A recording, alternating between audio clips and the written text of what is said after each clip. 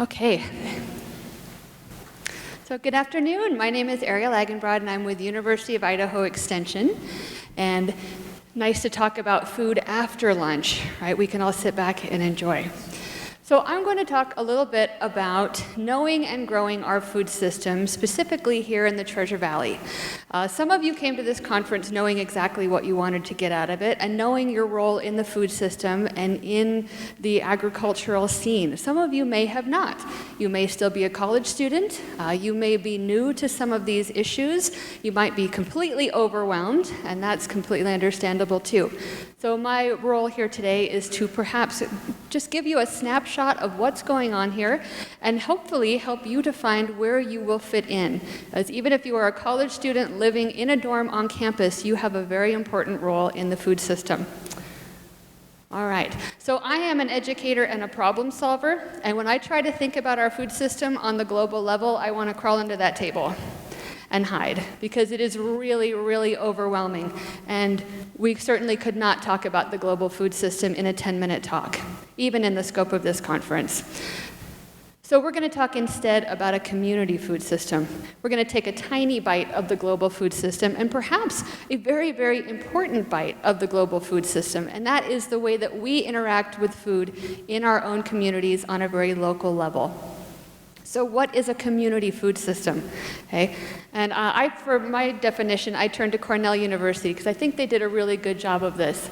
So they're looking at the whole system in which food is produced, consumed, processed, transported, and also thrown away, and how that has special social, economic, and health impacts on the community that's involved in that food system. So the food system, a local food system, can be the food system of the College of Idaho. It can be the food system of Caldwell, of Canyon County, of the Treasure Valley, of the Intermountain West. We can draw those boundaries where we want them to be. All right, so think about where you live and what's your closest, most important food system. Okay. So I find this graphic a little easier to digest than the one on the global food system, right? So these are the elements of the food system. These are all the things that come into play when we're talking about this. We're not just talking about farms, though farms are the key beginning place, right? The food production. But we're also talking about distribution and aggregation. How does food get from the farm to here, to our plates here at lunch, right? How is food processed? How is it marketed? How is it sold, purchased, consumed, right? And then lastly, how is it gotten rid of, right? We waste a lot of food. We'll talk about that. Right? So if those are the elements of the food system, what are some of the aspects of a food system? What are the things that we look at when we're looking at our local food system and figuring out where do we fit in and what role do we play? Okay? So a food system should be secure. It should be providing enough food for all the people that live in that community, right? And they should have access to it. It shouldn't be hard or impossible to get access to healthy food. There should be a proximity to food, both in how close it's produced and how close it's consumed, a relationship between all the different partners in that food system, from the farmer to the end consumer. We also look at the self-reliance, right? How secure is the food system in that community, right? If your local closest grocery store closed, would you know where to find food? And I see a few of my farmers in the audience, and I know where they live. So I do know where some of my food might be, right? But for a lot of people, we don't know. And the statistics are that we have 3 days at most of food if our transportation channels were ended or interrupted somehow. Right, so that's a pretty scary thought. And we've seen that happen when we've had natural disasters here in our country. We almost turned into a third world country. We can't get food or supplies. So that self-reliance is really important. And very appropriate for this conference, but also absolutely essential, is the sustainability of that food system. Right, so we're looking at agricultural and food systems practices that do not put the future generation at risk in order to satisfy the needs of the now. Right, so we're looking at not only the environmental protection, but also the profitability and the quality of life for everybody involved, from the farmers to the farm workers, to the retailers, and to the end consumers, and to our families and the way that we're feeding ourselves and others. Right? So now I want to shift gears a little bit and talk about how some of these things play out in the Treasure Valley region, and a few details and statistics that help us to understand where we are and what's around us. So in the Treasure Valley, we now have a population that has exceeded 500,000 people. That is really, really grown, and that has grown significantly over the past 10 years. The valley does not look the way that it did 10 years ago. And it's projected to keep on going, and the end is that we expect to probably have at least 2 million people here in the next 10 or 20 years. That's a lot more people just in our urban areas. The way this is distributed, though, is kind of different. So in Ada County, this is where the major population base is. We still have about 13%, though, living below the poverty level, and 14% of our citizens in Ada County are food insecure. And if you contrast that with Canyon County, that population is growing too, but it hasn't yet hit 200,000. You have 20% of the residents living below the poverty level, and 15% are Hispanic, and 15% are also food insecure. Actually, it's 25% are Hispanic now. I'm at a weird angle. Yeah. So we have a changing demographic. We also have some issues related to the food security part of our food system. And this is interesting too. Populations in Ada County and Canyon County continue to grow every year. However, in the other surrounding counties that are still part of the Treasure Valley, we have seen a population decline in recent years. And interesting to note, this is also where a majority of the farms are still located. So a few more statistical notes for us. Okay, the number of farms in those 6 counties of the Treasure Valley is just under 6,000 farms. A lot of those are small farms. The land in farms, we have close to 2 million acres in farmland. So while we might be living in Boise and thinking that we are an urban center, we are still very much an agricultural region in a very agricultural state. So we might have a Whole Foods and we might have some other things, but we are still pretty closely connected to agriculture, whether you are or aren't in your daily life. And even with all those farms and all that land and all the beautiful land that we have available for growing food and our growing season, which because it froze, I think, 2 nights ago, they said we had a 201-day growing season this year. And that is a record.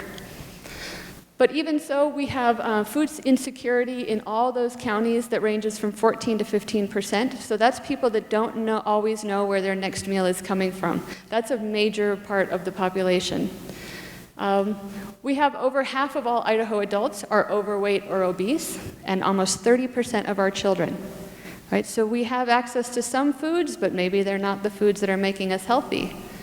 And 82% of adults do not eat the recommended 5+ servings of fruits and vegetables every day. Right? How many of you have eaten your 5+ servings of fruit and vegetable today? I think we can probably raise our hand because I had squash and potatoes and salad and onions at lunch, so getting closer. Yeah, so we have some definite issues, right? And we're not going to be able to tackle all of those individually, so that's why we all work together in our food system. All right, so here's a few more snapshots of looking at what's happening specifically in the Treasure Valley in each of those different aspects of the food system. And so you might think about where you fit in, where you might have some great ideas, and where you would be comfortable working to make those changes that we need in our food system and to support it so that we have less people that are food insecure and so that we are eating more fresh fruits and vegetables and we are having a healthier population. So we are really fortunate where we live that we have this rural-urban interface, right? It is if you drove out here from Boise, you passed farms on your way. Not as many farms as you might have passed 10 years ago, but you still saw farms, right? And so we have this zone that's very, very pretty cool in terms of our local food system because we have a high population of consumers that are educated and want to purchase local foods and want to purchase healthy foods, and we have close access to a lot of farms that could be producing more of that food. So if we look at the increasing consumer demand for agricultural products in the area, we also have the potential to grow our small and medium-sized farms to meet that need and to be able to have profitable markets for what they produce. In some parts of the country, they may have a lot of farmers, but they don't have a market, and in other parts, they have a high urban population, but the cost of farming in proximity to that urban center is just too high. So we have a real zone of interdependence and a zone of opportunity. Right? So let's look at what we're doing in food production. So in the Treasure Valley, we have farms of all sizes. We also have a lot of people that are growing food at home, and that is really can't be discounted. You have enormous potential, each of you, to grow some of what you eat and to have an impact on the resiliency of your own family and your neighborhood and community by growing food. Whether you do it at home or in a school garden or a community garden, we've seen a real big growth in the school gardens in our communities. Every school wants a garden, and many of them are actually doing it and doing a really good job. We have urban agriculture projects. We have people farming in the city and selling at farmers market. We have community gardens and community farms. And then we still have a wide range of large and medium scale farms all across the valley. So we really have a lot going on in food production, and we could do even more. So let's look at the distribution and aggregation. So we have some local businesses in the area that are working very hard to collect food and to bring it into central locations for distribution. So you look at the work that Idaho's Bounty is doing, or even something like Grasmick Produce, who really is bringing more local food into the marketplace. The work that we're doing through the study that Colette talked about, finding ways to make that even more effective. There are groups working on building food hubs out in Emmett, a way to distribute and aggregate and to have more selling power by bringing together more growers. So if we look at food processing, this is always an area where we say we could have improvement and we could have more opportunities and access. But when you look at food processing in the Treasure Valley, we have everything from all the work being done to promote the legality of cottage foods, right? So that you can make baked good products and sell them at farmers market and not be afraid of the health district, right, if you're doing it right. But we're also looking at more ways to access community kitchens and commercial kitchens so that when we buy processed foods or pre-cooked foods, we can buy more things that are local, right? And some of the food hubs are looking at ways to increase processing capacity for their projects. We do still have custom meat processors in the area. We also have a few state and USDA inspected meat processing facilities. So it is possible to raise your own meat and have it processed, and also to buy from local farmers. And we do have some food processing available in the area still, but most of it is larger scale. We really are looking at focusing on some of those smaller scale food processing options. And when we look at marketing, if you start in Boise and you take a day trip on a Saturday in the summer, you can stop at all kinds of farm stands. It's really, really great. We have U-Pick.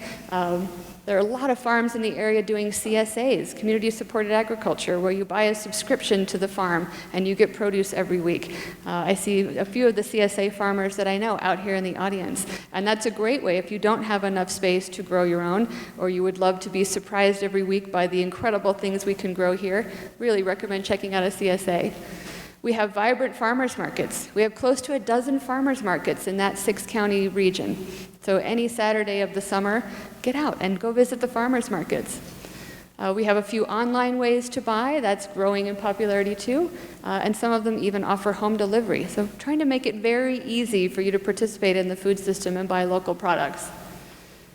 And when we look at retailing and purchasing, that has grown a lot in the past few years. When you look at the advent of Whole Foods, you look at the new Boise Co-op out in Meridian, you look at the work being done to start the co-op in Canyon County, lots of opportunities for more retail. And once those places are all established, they're going to need to fill their shelves. And they would rather fill them with local products. Some of them would. But we also have the way that most people are buying their food in the Treasure Valley, and that is at the supermarkets and the grocery stores. So looking at how do we get more local food into those places. And then if you look at the needs around food preparation and consumption, right, obviously we have some gaps in terms of cooking and nutrition and eating at home. and how to fill those gaps, whether it's through more education or outreach or somehow making the good choice an easier choice, right? Making it more convenient for busy families who would probably like to eat local and like to eat homemade food, but maybe they're working 2 jobs and they have children and it's just not very practical. So these are some of the issues around preparation and consumption, right? And we're trying to do work in all of these areas too. And this is really interesting. I think a lot of times when we talk about the food system, we don't realize that waste is a big part of that. And I think we also don't realize that when we talk about emergency food supplies or we talk about food banks, we are talking about a portion that's considered to be the waste stream. Right? So that's a really interesting way of looking at the food system, that we are feeding a lot of people out of the waste stream. And is that appropriate? I don't know. Right? We would like to reduce the amount of waste that we have, and I think that there are lots of opportunities for growth in this area, whether it's the waste from agricultural production or it's the waste from our consumption. All right, so what are some of the challenges? I do promise we're going to end on a high note, though, but we do have to look at some of the challenges in our food system, and that is that we have aging farmers.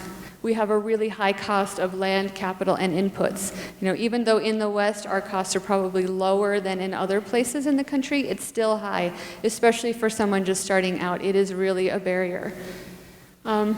We have an absence of processing locally, right? Or we have barriers to processing. We don't grow enough, or we don't have enough animals, or we don't have the right inspection at that processing facility. We don't always have a complete or an assessment of our food system, right? There are lots of things going on, and we don't have a central clearinghouse for that information. So that can make it hard for us to find answers. We have competition from the markets. You know, my local Fred Meyer just remodeled, and they tried to make it look like a farmer's market in the produce section, right? And they have big posters that say, we value local, but I'm not finding any products in there that were actually grown in Idaho, maybe in the Northwest, right? So there really is that competition. Everyone is trying to get on this trend, and it's not really a trend. It really is a way of life for a lot of people. And you've got a lot of competition with people that have a bigger marketing budget. We have regulations that are constantly challenging the way that we farm and sell food. We have issues of climate, transportation, economies of scale, and disparity, right? But we do have a lot of opportunities for growth as well.